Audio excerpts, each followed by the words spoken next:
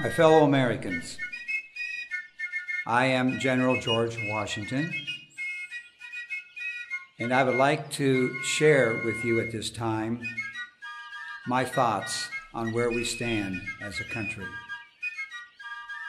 On a hot and humid Thursday, July the 4th, 1776, 56 men gathered together in a small room. It was hot and stuffy. And for weeks, they had debated as to how to end a Declaration of Independence from Mother England. After weeks of debate, they finally came down to the last paragraph of our Declaration. If you may allow me, I will shake our memories as to those words. With a firm reliance upon the protection of divine providence, we mutually pledge to each other our lives, our fortunes, and our sacred honor. The 56 men who signed the Declaration of Independence did exactly that. Of the 56 men, my colleagues, who signed this Declaration of Independence, 12 of those men, over the course of our Revolutionary War, lost all their property. 9 of the men that signed the Declaration of Independence died on the various battlefields, either from British bullets or from disease and sickness. Of the 56 men who signed the Declaration of Independence, 2 of those men lost all their sons on the various battlefields.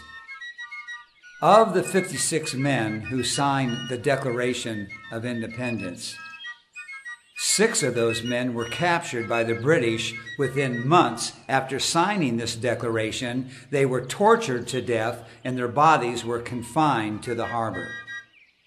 So as you can see, my fellow Americans, the 56 men who signed this Declaration of Independence laid on the line their lives, their fortunes, and their sacred honor. When I was given the commission to take on the most powerful country in the world, I received that commission at Princeton. At that time, I had at my disposal approximately 12,000 men, or should I say 12,000 young lads, for the average age 14, 15, and 16 summers old. At that point, we had no artillery whatsoever. We also had no ships, not one. We had very few armaments, very little gunpowder, and except for the weaponry that the various men would bring into the Continental Army, we had none. And with this, we were to take on the most powerful nation in the world, Great Britain. Well paid, well fed, they had excellent artillery, and they had the most powerful navy on the sea. And my instructions from the Continental Congress was very simple. General Washington, you are to engage in battle on open field Great Britain, defeating them, thereby winning our independence. 6 months after the signing of the Declaration of Independence, my army had been reduced from approximately 12,000 men down to less than 4,500 men. Now, I don't know whether you believe in miracles or not, but I do. And at that point, as we approach Christmas of 1776, the United States of America needed a miracle. Now, if you will go with me into my library, I will talk to you and share that first miracle that divine providence gave to us.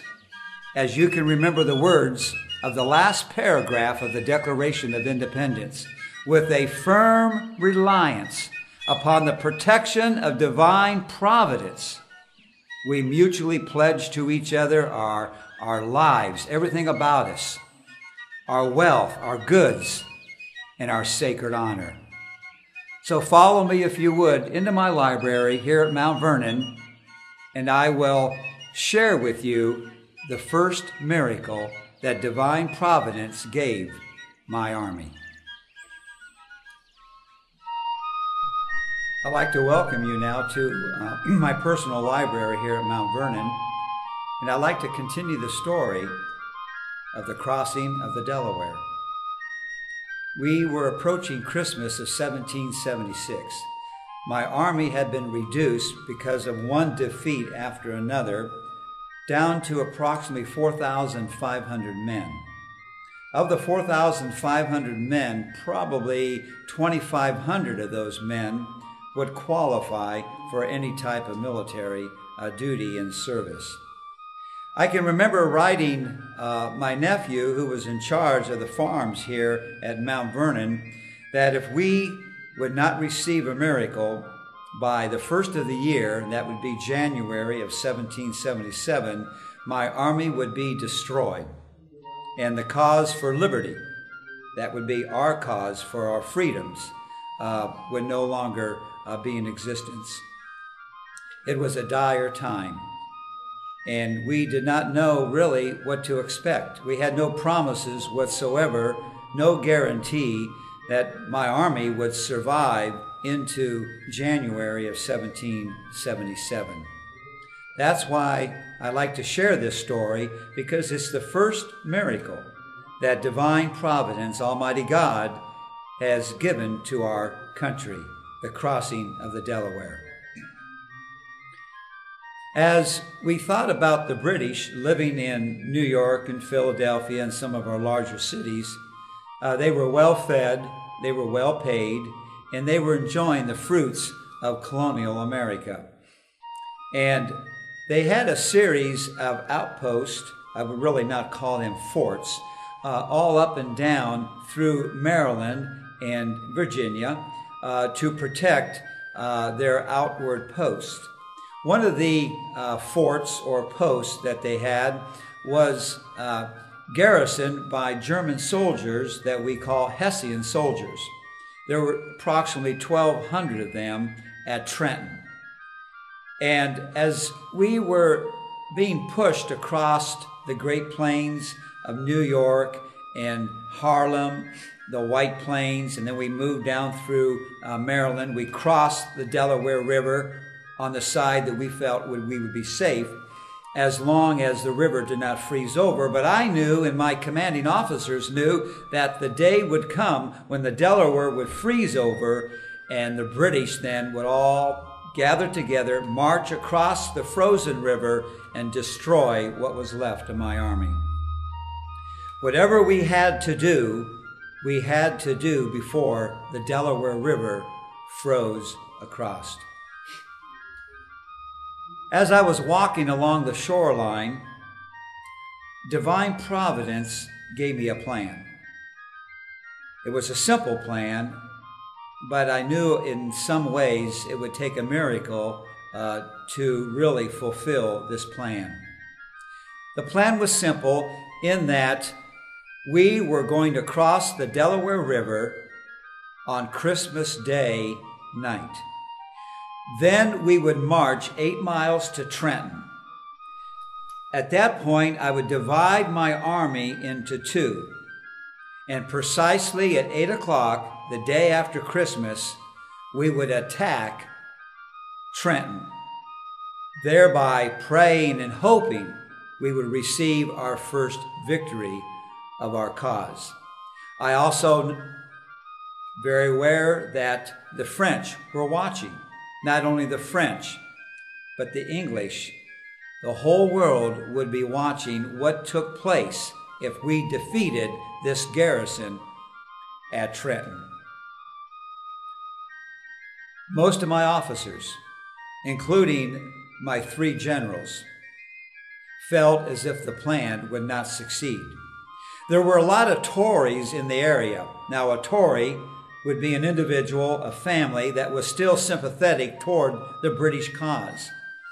And if any of these Tories would find out the plan, all they would have to do is let General Raw, who was head of the Hessian troops at Trenton, know what was coming off, and they would line up their artillery along the Delaware River and blow my small army to kingdom come. It had to be top secret. Everything had to be secret. The future of our country, the future of America, depended on secrecy before we crossed that Delaware River. 3 days before Christmas, 1776, I gathered together all my officers as well as the chaplains. I exhorted my chaplains the next day to read the Declaration of Independence to the various units at their disposal. Now you have to remember, most of my men cannot read or write, but I knew that the chaplains and many of my officers could read and write. So I gave them that responsibility to read the Declaration of Independence to all my men, knowing that in 3 days they were going to cross the Delaware River in secrecy of night, march 8 miles in the cold, and simultaneously attack Trenton on the day after Christmas. Most of my officers thought the plan was ludicrous, would not be fulfilling. It would be a disaster. And they exhorted me time and time again not to follow through with the plan of crossing the Delaware River. The only individuals that were aware of this plan were my closest officers. And I gave a command approximately a week before the plan went into the official books to go up and down the Delaware River approximately 30 miles upstream and 30 miles downstream to gather all the boats, crafts, especially the Durham boats, and bring them back to McCorkle's Crossing. This would be our gathering point.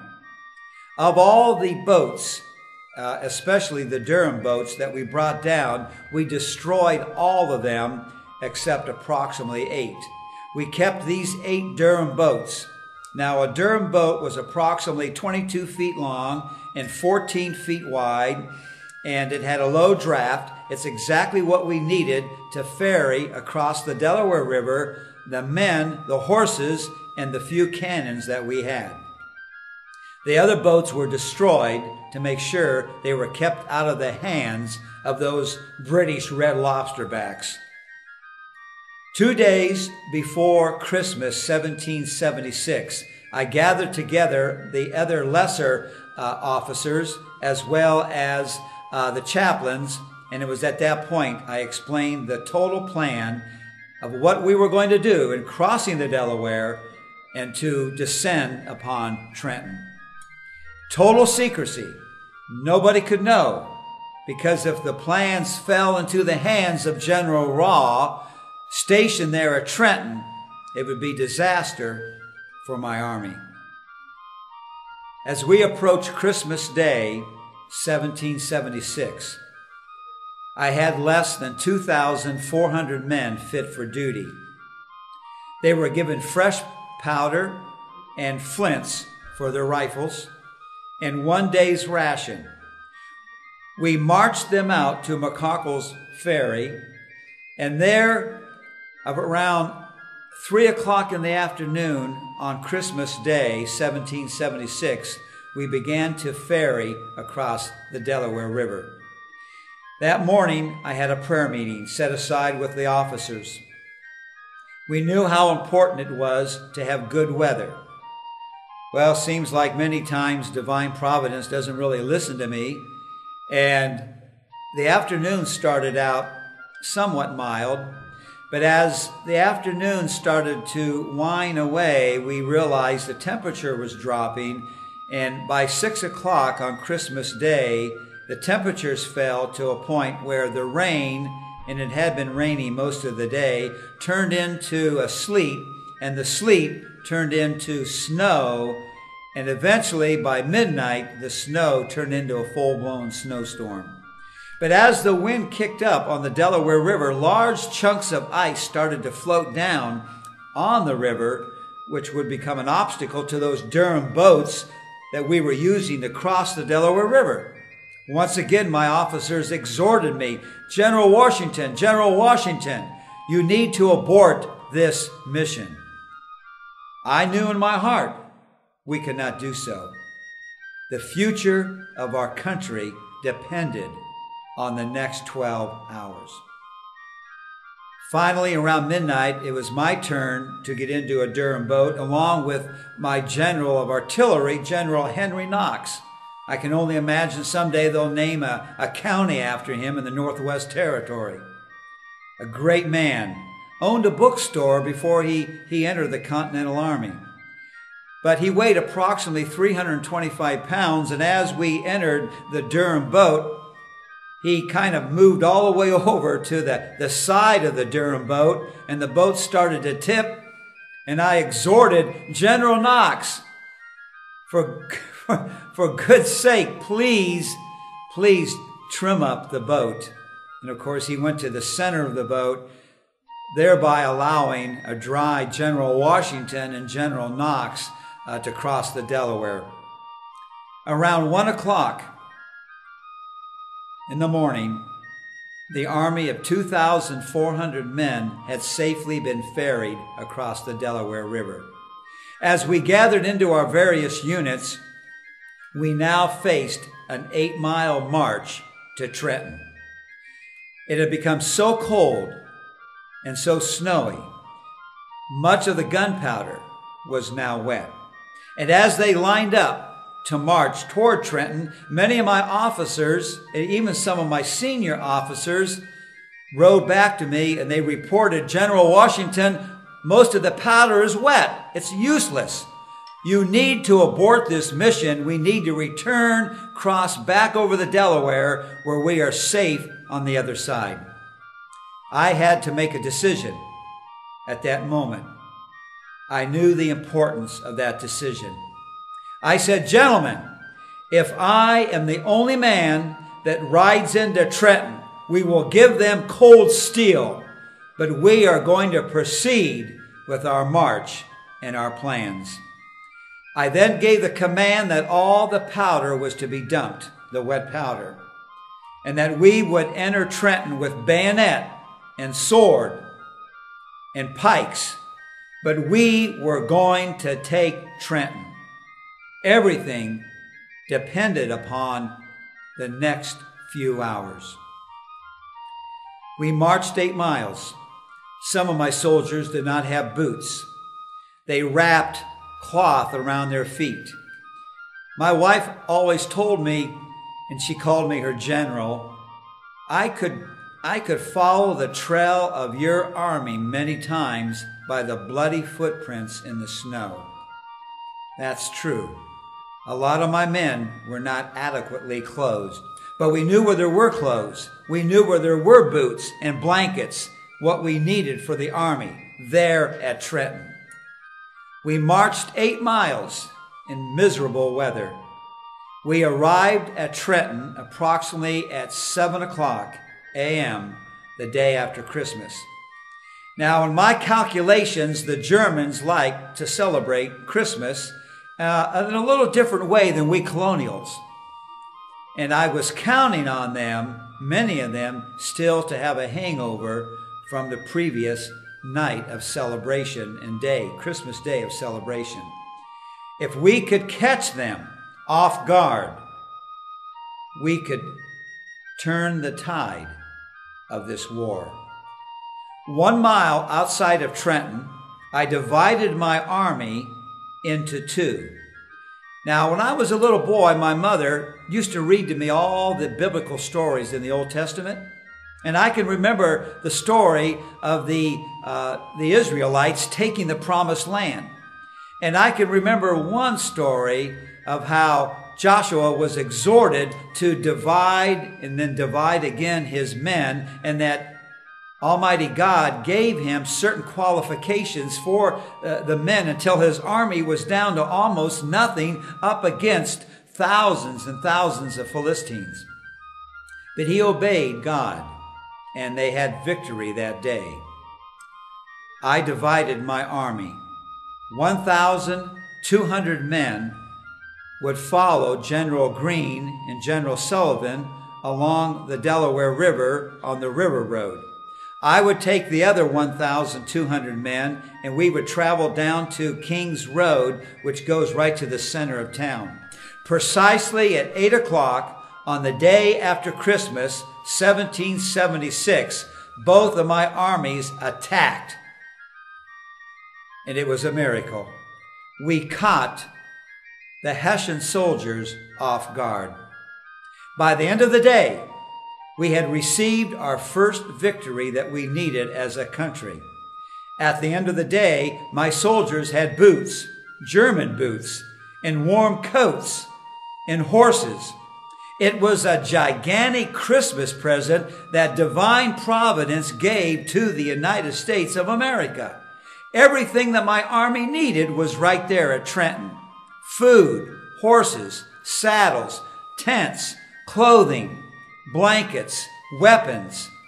Unfortunately, approximately, 35 of the Hessian soldiers were killed. We captured over 900 of them and all their supplies. And as I sat in a blacksmith shop outside of town, my officers would come into me saying, "General Washington, no KIA, no wounded."